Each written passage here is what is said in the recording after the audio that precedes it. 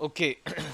Hi guys, this is Vinod और आज हम बात करेंगे ऑटो कोरिलेशन के बारे में which is one of the technique that we probably use in time series forecasting.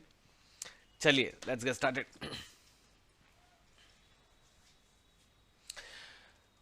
तो समझते हैं कि ऑटो कोरिलेशन होता क्या है। as it says, degree of similarity of values over successive time interval. So let's say you have values. Let's refer to this graph. So it has values, right? Which ये जो blue आपको dot दिखा दे रहे हैं, these are the values at various time intervals. इसमें आप देखोगे तो it has this kind of I would say wave kind of graph, right?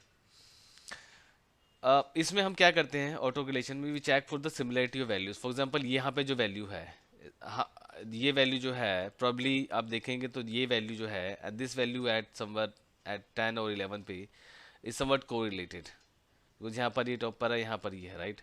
Then this value which is somewhat at 12 और probably 13 is might be correlated to somewhat some value at 23 or 24, right? Simply this value might be correlated to this value, right? Because it has some sort of similarity, because um, अब ये जो auto correlation है ये आपका दो तरीके से हो सकता है। either it can be a positive auto correlation or it could be a negative correlation। अब समझेंगे हम लोग आगे कि कब हम कहेंगे कि एक ऑटो कोरिलेशन जो है वो पॉजिटिव है और कब नेगेटिव है, right. Series follows a pattern. So आप देखेंगे इस ग्राफ के अंदर this graph follows a pattern, right. So यहाँ से स्टार्ट होता है, it goes down and then goes up, right. Some sort of this wave graph, right, it follows a pattern. अगर तो आपको लगता है कि आपका जो ग्राफ है, राइट, जो आपका जो डेटा है, it that follow this kind of pattern, then हम कह सकते हैं कि this data exhibit some sort of auto correlation. And this is also auto correlation को हम लोग सीरियल कोरिलेशन भी कहते हैं और सीरियल डिपेंडेंस भी कहते हैं, बिकॉज यहाँ पर जो वैल्यूज हैं they are kind of serially dependent upon each others. ठीक है। अब ACF क्या है? ACF is auto correlation function. This is one of the I would say techniques to plot your data, right?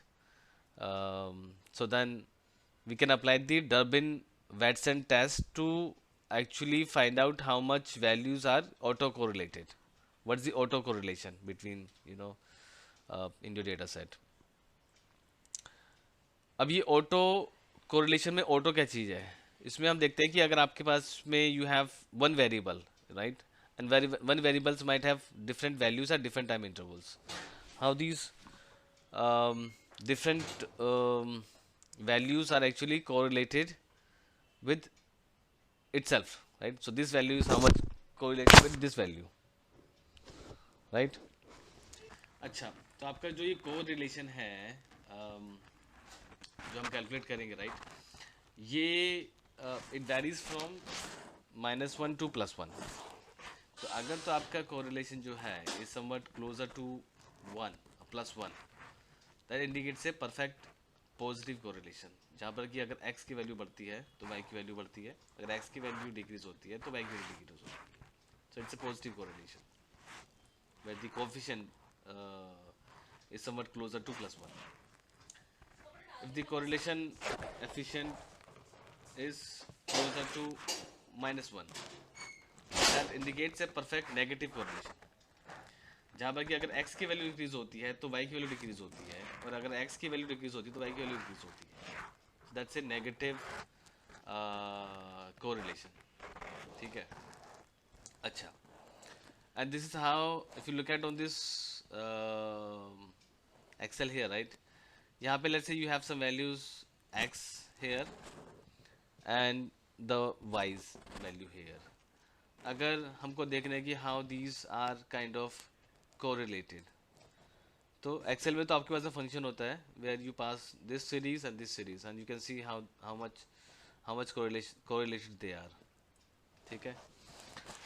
Now coming back to this graph, जहाँ पर हम कह रहे थे कि भाई ये आपका एक पैटर्न अगर फॉलो करता है, राइट, तो यहाँ पर देखोगे यहाँ से ये आता है, it goes down and then again goes up, right. So somewhere it has a value here 24, right. अगर तो ये है तो हम कह सकते हैं कि ये it's a indication of some sort of seasonality, right, where the seasonality value at is 24th, because यहाँ से स्टार्ट होता है, it comes down and again यहाँ पे जाके साइकिल रिपीट होता है, right. And as we know, the seasonality is nothing but the period, right? The cycle that it repeats itself.